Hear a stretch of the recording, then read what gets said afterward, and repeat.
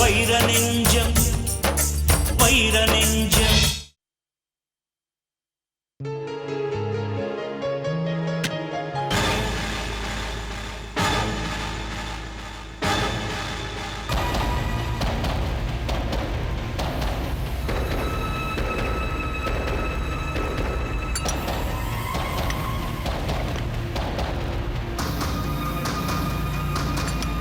போதுமா?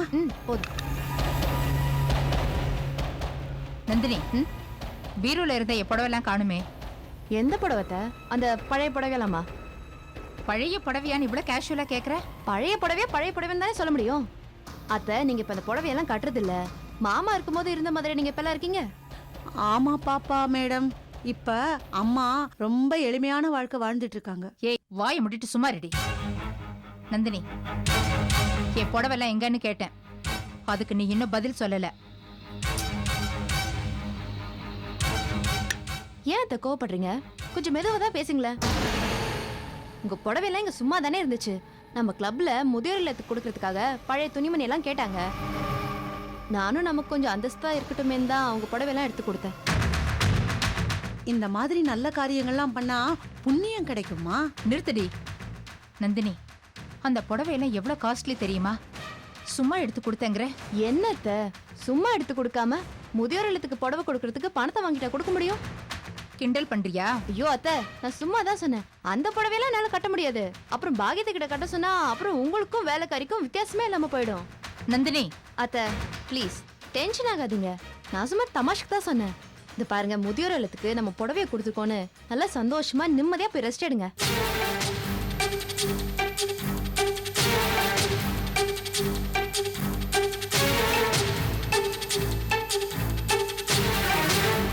வைத்தீஸ்வரி, இங்க நடக்கிறதெல்லாம் பார்க்கும்போது எனக்கு பழசெல்லாம் ஞாபகத்துக்கு வருது.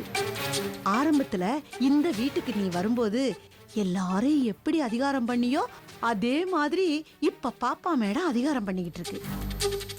எனக்கு தெரிஞ்ச வரைக்கும் வைத்தீஸ்வரி, வர வர உன் மதிப்பும் மரியாதையும் கொஞ்சம் கொஞ்சமா குறைஞ்சுக்கிட்டே வருது. பார்த்து நடந்துக்க வைத்தீஸ்வரி, பார்த்து நடந்துக்க. போடி முதல்ல இங்க இருந்து. இருக்கிற டென்ஷன் தெரியாம. என் மேல கோவப்பட்டு என்ன பிரயோஜனம்? கோபப்பட வேண்டிய இடத்துல கோவப்படணும். இனிமே வைத்தீஸ்வரி பல்லு புடுங்கின பாம்புதான்.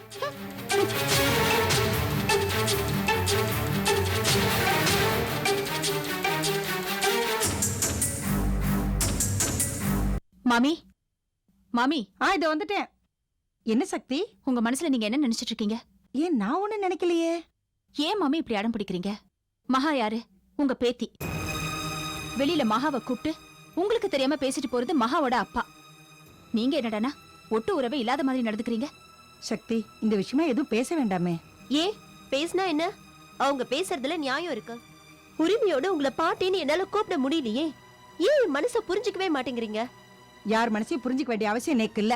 சக்தி, அவளை பேச வேண்டாம்னு சொல்லு. மகா, நீ கொஞ்ச நேரம் பொறுமையா இரு, நான் பேசிக்கிறேன். சக்தி, இந்த விஷயமா பேச வேண்டாம்னு சொல்றேன். மாமி, உங்க பிடிவாதம் எனக்கு பிடிக்கல. மகாவோட அம்மா உங்களை பார்த்து 20 வருஷத்துக்கு மேலாச்சுன்னு சொல்றாங்க. உங்களுக்கு அவங்கள பாக்குறதுக்கு விருப்பம் இல்லாம இருக்கலாம்.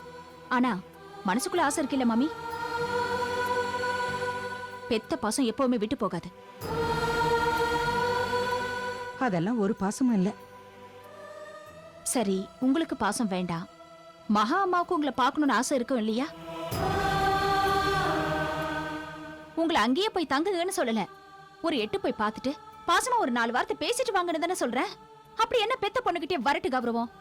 அவளை நான் பெத்த பொண்ணுன்னு சொல்லாத. நீங்க சொல்லாட்டியும் ஊர் உலகத்துக்கு அஞ்சலிக்கு நீங்க தான் அம்மா, நான் தான் உங்க பேத்தி. இப்ப வாய் கிழிய பேசுறியே. 20 வருஷத்துக்கு முன்னாடி அப்பாதான் முக்கியம்னு இந்த வீட்டை விட்டு போனாலே. அப்ப இந்த பெத்தவன் நினைப்பு இல்ல. இப்ப மட்டும் எங்க இருந்து வந்தா இந்த அம்மா? இப்போ அந்த குற்ற உணர்ச்சியில கூட உங்ககிட்ட மன்னிப்பு கேட்க கூப்பிடலாம். என் வீட்டுக்காரர சொந்த மகனாட்டும் பாத்துக்கிறீங்கல்ல. நீங்க பெத்த பொண்ணை தூக்கி எறிஞ்சிட்டா அக்கம் பக்கத்துல என்ன சொல்லுவாங்க? யாரு என்ன சொன்னாலும் நேக்கு கவலை இல்ல. நேக்குன்னு பொண்ணு ஒருத்தி இல்ல, அவ்வளவுதான் நான் சொல்லுவேன். சக்தி, இத பார், நீ வேற என்ன வேணாலும் சொல்ல, நான் கேட்டுக்கிறேன். ஆனா நீயும் வைரமும் இந்த விஷயத்துல தலையிடாதீங்க. என்ன நடு ஹால்ல பஞ்சாயத்து? வாடா வா, நீ ஒருத்தன் தான் பாக்கி. அவனாண்டே சொல்லு, அவனை என் மனசை கலைக்கிறதுக்கு முயற்சி பண்ணட்டும். யாரும் எதுவும் சொல்ல வேண்டாம். சக்திமா உங்களை நடு ஹால்ல நின்று விசாரிக்கிறாங்களா என்ன விஷயம்னு எனக்கு தெரியும். எல்லாம் மகாவுடைய அம்மாவை பத்தி தானே? இல்ல நான் தெரியாம கேட்கறேன். மகாவும் மகாவுடைய அப்பாவும் எவ்வளவு உங்களை கஞ்சாத குறையா கூப்பிடுறா. அங்க போலாம் ஒண்ணும் அதை விட்டுட்டு இங்கே இருக்கல. வாயை மூடிட்டு பேசாம போடா. அவன் இந்த டேலாக் ஒண்ணு சொல்லுவாங்க சத்தியமா. மாமி, ஏன் நீங்க புரிஞ்சுக்கவே மாட்டேங்கிறீங்க? மகாவோட அப்பாவும் அம்மாவும் எவ்வளவு வருத்தப்படுறாங்க தெரியுமா? மகாவுக்கு கல்யாண காட்சி பண்ணி பார்க்கணுங்கிற ஆசை இருக்காதா? மகா என்னடானா உங்களை என்னைக்கு அவங்க அம்மா முன்னாடி கூட்டிட்டு போய் நிறுத்துறாளோ அன்னைக்கு தான் கல்யாணத்துக்கு சம்மதிப்பேன்னு சொல்லிட்டு இருக்கா. மகாவுக்கு கல்யாணமா? அதுவும் நான் இங்க அழகா இருக்கும்போது. யாருக்கு கல்யாணம் நடந்தா நேக்கென்ன? அவளுக்கு விருப்பம் இருந்தா அவவா கல்யாணம் பண்ணிக்க வேண்டியதா. ஆனா என்ன நடந்தாலும் சரி, அந்த ஜெர்மன்காரியை நான் வந்து பார்க்க மாட்டேன், அது நிச்சயம். நீ எதுக்கும் கவலைப்படாத. மாமி மனசை மாத்தி உங்க அம்மாவை பாக்குறதுக்கு உன்னோட அனுப்பி வைக்க வேண்டியது என்னோட பொறுப்பு. சரியா? சரிம்மா.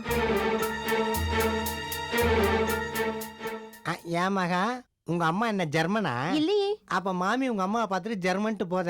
எங்க அம்மா மட்டும் இல்ல, நானும் ஜெர்மன்காரி தான். குழப்பறாங்களே. நம்ம ஊர் பொண்ணு மாதிரி இருக்கு. இவ எப்படி ஜெர்மன்காரி? எப்படியோ மகாவுக்கு கல்யாணம் ஆகாம இருந்தா சரி. ஓமா ஒன்னுடா செல்லம். டேய் மகேஸ்வரா, உன்ன மாதிரியே இருக்காண்டா. குணத்துல கூட அப்படிதான். கையை இறுக்கி மூடி வச்சிட்டு இருக்கான் பாரு. அப்பா மாதிரி கஞ்ச பையன். மா, நான் கஞ்சமா? என்ன பேர வந்த உடனே புள்ள கண்ணுக்கு தெரியாம போயிடுச்சா? எனக்கு என் பேரன் தாண்டா எல்லாமே. சீமந்தம் பண்ணி கோகிலா வீட்டுக்கு போயிருந்தா அங்கதான் பிறந்திருப்பான். 3 மாசம் பொறுத்து தான் இங்க வந்திருப்பான். நாம தான் போய் பார்த்துட்டு வந்திருக்கணும். உங்களுக்கு சந்தோஷம். ஆனா இந்த குட்டி பையனை பாக்குறதுக்கு நாங்க இவ்வளவு தூரம் எல்லாம் வர வேண்டியிருக்கு. வாங்கண்ணா. வாங்க. தம்பி வாப்பா. உட்காருங்க.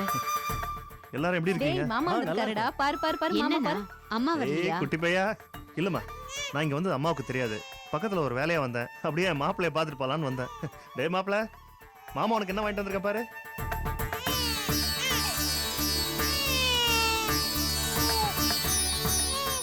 அண்ணா,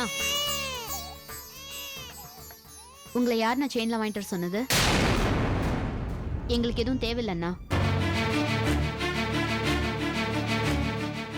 என்னாச்சு? ஏன் இப்படி பேசுற?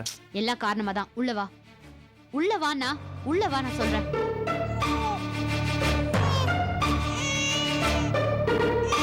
இங்க வா. ஆமா, உன் மனசுல நீ என்னதான் நினைச்சிட்டு இருக்க? நீ எதுக்கு இப்படி கோவப்படுறேன்னு எனக்கு புரியல. உனக்கு ஒண்ணுமே புரியாது. உன்னை நினைச்சு நானும் அம்மாவும் எவ்வளவு சங்கடப்படுறோம் தெரியுமா? உனக்கு எங்களை பத்தி ஒரு கவலையும் இல்லையே. நான் என்னம்மா பண்ணேன்? நீ இப்படி கல்யாணம் காட்சி பண்ணாம தனி மரமா இருந்தா எங்களுக்கு சங்கடமா இருக்காதாண்ணா? நான் தான் என் கல்யாணத்தை பத்தின முடிவை அப்பவே தெளிவா சொல்லிட்டேனே. என்ன முடிவு சொல்லிட்ட? நீ சக்தி ஆசைப்பட்ட, சந்தர்ப்ப சூழ்நிலை அவங்களுக்கு கல்யாணம் ஆயிடுச்சு, அதே நினைப்போட இருக்கியா? இங்க கூட தான் மகேஸ்வரி என் வீட்டுக்காரர சின்ன வயசுல இருந்து ஆசைப்பட்டுட்டு இருந்தா. இன்னைக்கு இன்னொருத்தர் கல்யாணம் பண்ணிட்டு சந்தோஷமா இல்ல? நீ மட்டும் ஏன்னா இப்படியே இருந்துட்டு இருக்க? இது பாருமா, சக்தியை மறக்க முடியாம நான் ஒன்னும் கல்யாணம் பண்ணிக்காம இல்ல. அப்புறம் ஏன்? தெரியல, பிடிக்கலன்னு வேணா ஒரே வார்த்தையில சொல்லிடலாம். அப்படி சாதாரணமாலாம் விட முடியாதுன்னா உனக்கு ஒரு நல்ல பொண்ணா பார்த்து கல்யாணம் பண்ணி வைக்க தான் போறேன். ஆமாங்க, கோகிலா சொல்றதுதான் சரி. இன்னும் எத்தனை நாளைக்கு தான் இப்படியே இருப்பீங்க? நாங்க உங்களுக்கு நல்ல பொண்ணா பாக்குறோம். ஆமாப்பா, உனக்கும் ஒரு குடும்பம் வேணாமா? இப்ப மட்டும் எனக்கு என்னம்மா குடும்பம் இல்லையா என்ன? எங்க அம்மா இருக்காங்க, தங்கச்சி இருக்கா, நீங்க எல்லாம் இருக்கீங்க. அப்புறம் எனக்கு என்னம்மா குறைச்சல்? கோகிலா தான் ஏதோ புரியாம பேசுறானா, நீங்களும் ஏமா? எங்க அண்ணன் இப்படிதாங்க சொல்லிட்டு இருப்பாரு. நாம ஒரு நல்ல பொண்ணா பார்த்து கல்யாணத்துக்கு நாளை குறிச்சிட்டு தாலி கட்டுங்கன்னா கட்ட போறாரு. என்னன்னா இத பாருங்க, நான் சொல்றத நீங்க யாரும் தப்பா எடுத்துக்க கூடாது. என் வாழ்க்கையை பத்தின முடிவு நான் மட்டும் தாங்க எடுக்க முடியும்.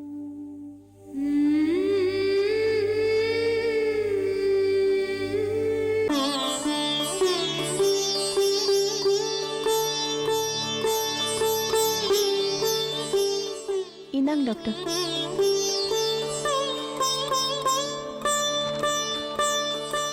பாசிட்டிவ் ரிசல்ட் தான் வந்திருக்கு.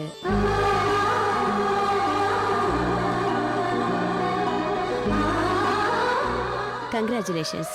Thank you doctor. மருந்து மாத்திரை எல்லாம் எழுதி கொடுக்குறேன். கண்டினியூவா சாப்பிடுங்க. மாசம் மாசம் டெஸ்ட்டுக்கு வரணும். ஓகே? Okay doctor.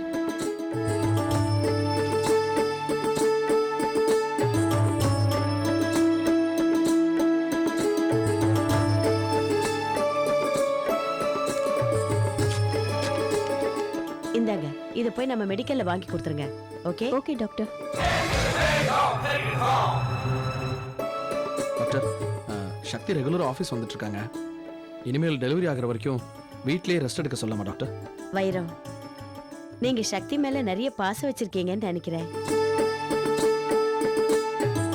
7 மாசம் வரைக்கும் எந்த பிரச்சனையும் இல்ல. ஆனா எப்பவும் வெயிட்டான பொருள் எதுவும் தூக்காம நீங்க பாத்துக்கணும். ஓகே? கண்டிப்பா டாக்டர். என்ன கேட்டீல? இவர் அப்படித்தான் டாக்டர். நான் கவனமா இருப்பேனோ இல்லையோ, இவர் என்ன கவனமா கவனிச்சுப்பாரு. அப்படியா? நர்ஸ் மெடிசன்லாம் கொடுப்பாங்க. கரெக்டா கொடுத்துருங்க. சரியா? Okay doctor. வரும் டாக்டர். தேங்க்யூ வாங்க. டாக்டர். வணக்கம். இப்போதான் மனசுக்கு ரொம்ப சந்தோஷமா இருக்கு. எப்படா குழந்தைய பார்க்க போறோன்னு பேராசையா இருக்கு. இன்னும் 8 மாசம் காத்திருக்கணும். குழந்தை என்ன மாதிரி பிறக்குமோ உன்ன மாதிரியா? நம்மள மாதிரி. யார் போன்ல? மாமிதா. ஹாஸ்பிட்டல்ல என்னாச்சு என்னென்ன சொன்னாங்க எல்லாம் உடனே தெரிஞ்சுக்கணும். இந்த பேசு. ஹலோ மாமி. சக்தி, டாக்டர் என்ன சொன்னா? கன்ஃபார்ம் பண்ணிட்டாங்க மாமி. 2 மாசம். நீக்கு சந்தோஷமா இருக்குமா? ஆத்துக்கு வா, நோக்கு பிடிச்ச பால் பாயசம் பண்ணி வைக்கிறேன். சரிங்க மாமி, வச்சிடுறேன். சரி. நம்ம வீட்டில் எல்லாருக்கும் ரொம்ப சந்தோஷம் சக்தி. உனக்கு சுகப்பிரசவமாகி குழந்தை நல்லபடி பிறக்கணும். அதான் எங்க எல்லா ராசியும். Thank you sister. ஓகே. வரங்க.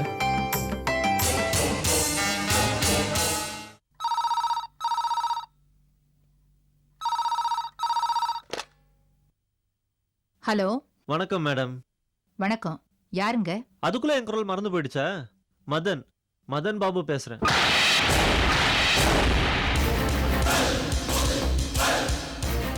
என்ன மேடம், அந்த பக்கம் பேச்சே காணோம். ஆனந்த் தான் ஃபோன் எடுப்பான்னு நினைச்சேன். உங்களோட துரதிருஷ்டம் என்னோட அதிர்ஷ்டம், நீங்க ஃபோன் எடுத்துட்டீங்க. எதுக்காக இப்ப ஃபோன் பண்ண? நீங்க ரொம்ப ஃபாஸ்ட் மேடம். பிரியா எங்க சொத்துல ஷேர் கேட்பவலன்னு எல்லா சொத்தையும் நந்தினி பேருக்கு டிரான்ஸ்ஃபர் பண்ணிட்டீங்க. எவ்வளவு புத்திசாலியா இருந்தாலும் எங்கேயாவது ஒரு தப்பு பண்ணுவாங்க. நீங்க பண்ண தப்பு என்ன தெரியுமா? பிரியாவை இன்னும் என்கிட்ட விட்டு வச்சிருக்கிறது தான். அதுவும் வயிற்றுப்புள்ள கரை என்கிட்ட விட்டு வச்சிருக்கீங்களே, எவ்வளவு பெரிய முட்டாள்தனம் தெரியுமா? 5 லட்சம் பணத்தை கொடுத்து பிரியாவை ஒதுக்கியாச்சுல்ல, அப்புறம் எதுக்கு ஃபோன் பண்ணி தொந்தரவு பண்ற? இப்போ இருக்கிற விலைவாசில 5 லட்சம் ரூபாய்லாம் ஜஸ்ட் லைக் தட் மேடம். பிரியாவுக்கு டானிக் வாங்கி கொடுத்து எல்லா பணமும் கரைஞ்சு போயிடுச்சு. பிறக்க போறது உங்க பேரனோ பேத்தியோ. என்ன பதில் சொல்றீங்க? டேய், நீ ரொம்ப டென்ஷன் பண்ற. நீங்களே இப்படி கோவப்படலாமா மேடம்? இதோ பாருங்க, நான் சொல்றதை கேளுங்க. ஆனந்த இன்னைக்கு சாயந்தரம் தாம்பரம் ஹாஸ்பிட்டலுக்கு பின்னாடி வந்து மீட் பண்ண சொல்லுங்க. அவ என்ன மீட் பண்ண வரலன்னு வைங்க, பிரியா நந்தினியை தேடி அங்க வந்துருவா. ஜாக்கிரதை.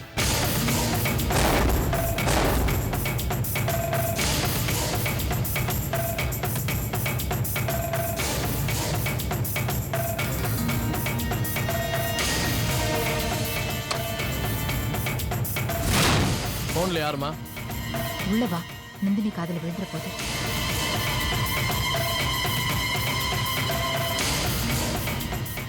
யார் போன்ல? அந்த மதன் பாபு தான் ஃபோன் பண்ணா. என்ன அவனுக்கு? அவனு தான் பணத்தை கொடுத்து செட்டில் பண்ணிட்டோம்ல. மறுபடியும் அவனுக்கு பணம் வேணுமா? இல்லைன்னா பிரியாவை வீட்டுக்கு அனுப்பி நந்தினி கிட்ட எல்லாம் உண்மை சொல்லிடுன்னு மிரட்டுறான். இதுக்கு மேல என்னால அமைதியா இருக்க முடியாதுமா. கூடிய சீக்கிரமே அந்த மதன்மாவுக்கு ஒரு முடிவு கட்டுறேன். உன்னை தாம்பரம் ஹாஸ்பிட்டலுக்கு பின்னாடி சாயந்தரம் வர சொல்லியிருக்கான். நீங்க கவலைப்படாதீங்கம்மா. இனிமே எந்த பிரச்சனையும் இருக்காது. என்ன பண்ணுன்றத நான் முடிவு பண்ணிட்டேன்.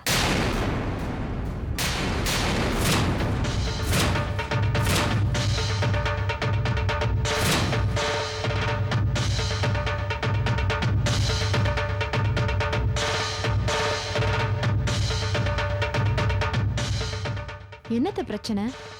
என்னவோ உங்க புள்ள கவலைப்படாதீங்கன்னு ஆறுதல் சொல்லிட்டு இருக்காரு. அது வந்து நந்தினி. அது ஒன்றும் இல்லை நந்தினி. அது நம்ம கம்பெனி கிளைண்ட்ஸ் எல்லாமே சக்தி கம்பெனிக்கு போக ஆரம்பிச்சிட்டாங்களா, அதான் அம்மா ரொம்ப வருத்தப்பட்டு இருக்காங்க. நான் அவங்களுக்கு ஆறுதல் சொல்லிட்டு இருந்தேன். அத்த என்னத்த இது ஒரு பிரச்சனையே இல்ல. சக்தி கம்பெனில ஒண்ணுமே இல்ல. பாப்பா மேடம், பாப்பா மேடம், வைத்தீஸ்வரி அம்மா, வைத்தீஸ்வரி அம்மா. என்ன பாக்கியம்? என்ன உயிரே போற மாதிரி கத்திட்டு வர? உசுறு போகல பாப்பா, உசுறு வந்திருக்கு. என்னடி சொல்ற? இந்த சக்தி கர்ப்பமா இருக்கலாம்.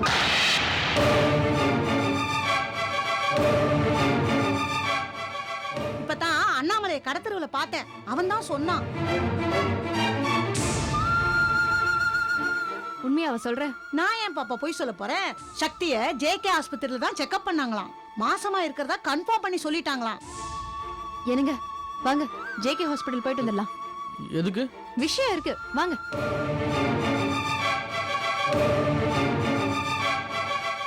பாத்தீங்களாமா, உடனடியா சக்தியுடைய கருவை கலைக்க ஐடியா பண்ணிருச்சு பாருங்க பாப்பா மேடம். நந்தினி ஏன் மருமக.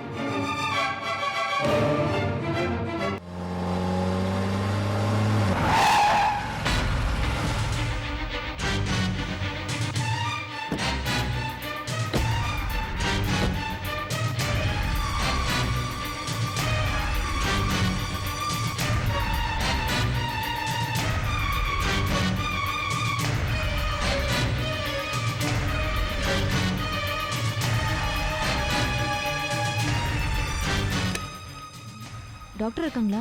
இருக்காங்க, போய் பாருங்க. நான் பாத்துட்டு வந்துடுறேன், இங்கே இருங்க.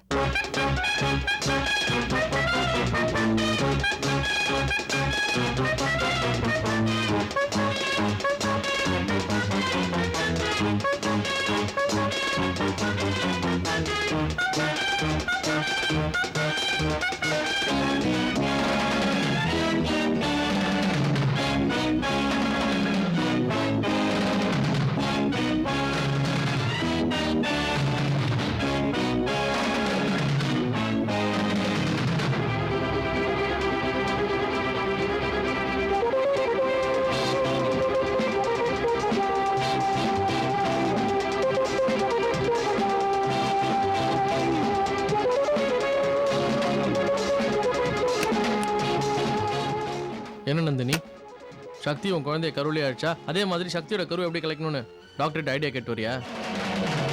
என்ன சொன்னாங்க? என்னங்க நீங்க என்னை பத்தி என்ன நினைச்சிட்டு இருக்கீங்க? எல்லாத்துலயும் இந்த நந்தினி தான் ஆளா இருக்கணும். அவ மட்டும் தான் குழந்தை பெத்துப்பாளா? நானும் குழந்தை பெத்துக்கணும். அதுக்காக தான் டாக்டர் கிட்ட ஐடியா கேட்டு வரேன். அடி பாவி. என்ன அடி பாவி? சக்தி குழந்தை பெத்துக்கிறதுக்கு முன்னாடி நான் பெத்துக்கணும். எனக்கு அவ்வளவுதான் தெரியும். எதுவா இருந்தாலும் நான் தான் ஆளா இருக்கணும். வாங்க போலாம். எது எதெல்லாம் போட்டிருக்கணும்னு விவசாயம் போயிடுச்சு. சக்திக்கு முன்னாடி இவ குழந்தை பெற்றுக்கணுமா? இதெல்லாம் நம்ம கையிலயா இருக்கு? தங்கச்சினா இதுதான் தங்கச்சி. இந்த போட்டியில யார் ஜெயிக்கிறாங்கன்னு பாப்போம். அக்காவோட இதுலயுமா போட்டி?